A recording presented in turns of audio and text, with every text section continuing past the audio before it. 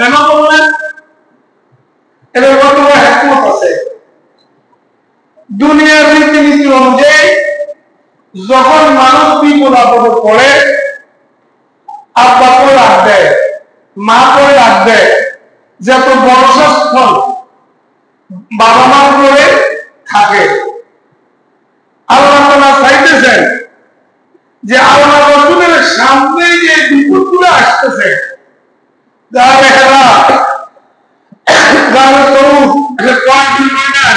উহুদের ময়দান, খন্দকের ময়দান, যে সামনে যে কষ্টগুলো আসতেছে, আমি ছোটবেলা থেকে আল্লাহ রাসূলের মাতা পিতাকে রাসূলের সামনে থেকে সরাইয়া ছোটবেলা থেকে এক আল্লাহর উপর ভরসা করার ব্যবস্থা করে দেব, যেন প্রত্যেকটি মুসিবতে মুহাম্মদ শুধু আমাকেই ডাকে, আহাতকেই ডাকে।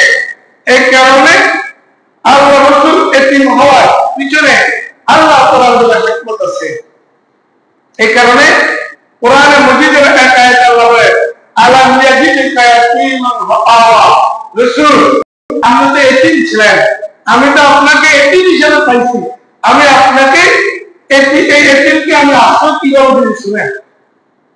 আলাম ইয়াজিদকা ইয়াতীমান ফাআওয়া, যে আপনি তো এতিম ছিলেন, আমি আপনাকে এতিম পাইছি, এতিম পাইয়া আপনাকে আমি কি করছি? সাহায্য করছি। কেমন সাহায্য শুনেন, অবাক হয়ে যাবেন। আল্লাহ রাসূল যখন দুনিয়াতে আসলেন, যেদিন আসবেন, এখন গরিব মানুষ, বড় লোক কইলেই না, একজনের ঘরের ছেলে সন্তানের আত্মীয় আসি তুলে যায়, খবর নেয়। আর আল্লাহ রাসূল তো এতিম, আমাকে দেখার মতো কেউ নেই। হ্যাঁ, আল্লাহ তাআলা অন্যান্য ছেলেদের ঘরে মানুষের মোবারকবাদ, আল্লাহ তাআলা রাসূলের মোবারক ফেরেশতা দ্বারা করেছেন। শত শত হাজার হাজার ফেরেশতা বানাইছে রাসূলের আগমনে সুসংবাদ দেওয়ার জন্য, স্বাগত দেওয়ার জন্য। আমরা বলেন, আল্লাহ রাসূল যখন দুনিয়াতে আসলেন, আসার পরে আমি একটা আলো দেখলাম, উন্নতি ভাবে এই আলোর রাজনায় পৃথিবীর পূর্ব দিক থেকে আমার সামনে, পশ্চিম দিকে দেখাইছে, লালের পশ্চিম দিক থেকে আমার সামনে, দক্ষিণ দিকে দেখা যাচ্ছে, পুরোটা পৃথিবীর আলো আমার সামনে।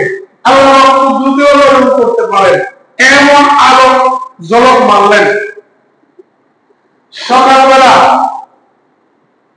কাফেররা যখন পূজা করতে গেছেন মক্কা শরীফে, 360টি মূর্তি অটোমেটিক এই মাটিগুলার মূর্তিগুলার গর্দান নিয়ে নিয়েছে। মাটির মূর্তির গর্দান নিয়ে, এটা অসম্ভব নয়, এটাকে সামনে নিয়ে নিলেন ছাড়া নিয়মের কোন শক্তি কি? কিন্তু আল্লাহ পারেন।